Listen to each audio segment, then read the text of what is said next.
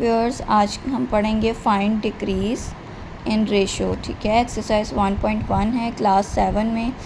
तो हम देखते हैं कि डिक्रीज़ यानी कमी मालूम करनी है हमने 30 इन दी रेशो 2:3, यानी कि जो रेशो यानी निस्बत हमारे पास है 2:3, इसमें हमने 30 की कमी मालूम करनी है। हम पहले 30 को मल्टीप्लाई कर लेंगे 2:3 से। इस रेशो को फिर हम फ्रैक्शन फॉर्म में लिख लेंगे। ठीक है, फ्रैक्शन फॉर्म में लिखेंगे 2/3। 3 को हमने कट कर दिया है 30 को 3 के साथ। 3 1s are 3 and 3 10s are 30। 10 multiply by 2 आ गया हमारे पास 20। ठीक है, तो हमारे पास 2:3 में 30 के लिहाज से जो डिक्रीज़ आया है वो 20 का आया है। सिमिलरली 35 इन दी रेशो 5:7।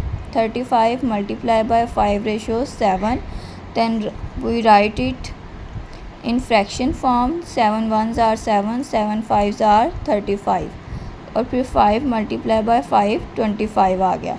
तो यहाँ पर जो कमी हमने मालूम करनी थी वो क्या है, 25 है।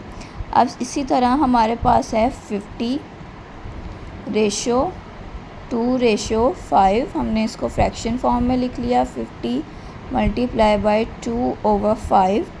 5 1s are 5, 5 10s are 50, 10 2s are 20। तो जो हमारा मतलूबा कमी है, डिक्रीज़ है, वो कितनी है, 20 है। 70 इन दी रेशो 2:7। सिमिलरली हम इसी तरह करेंगे 2:7। 70 multiply by 2/7। 7 1s are 7, 7 10s are 70। तो रिक्वायर्ड डिक्रीज़ इन रेशो क्या है, 20 है। 160 इन दी रेशो 5:8। क्या है, 160 multiply by 5:8।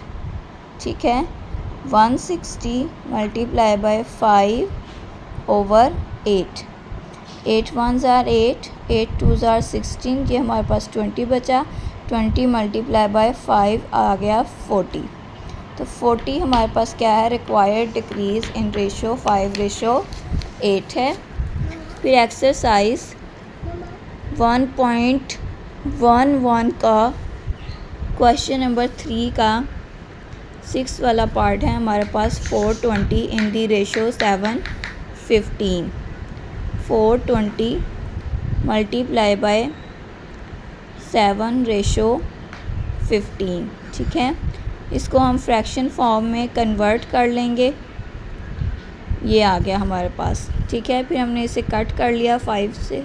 5 3s are 15, 5 4s are 40। ठीक है, और 5 8s are 40 and 5 4s are 20। ठीक हो गया। अब हम इसे मज़ीद कट कर लेते हैं। 3 1s are 3, 3 2s are 6, 2 reminder यहाँ पर चला गया। 3 8s are 24 and then we multiply by 28 multiply by 7। ठीक है, 7 8 बार 56, 5 हासिल।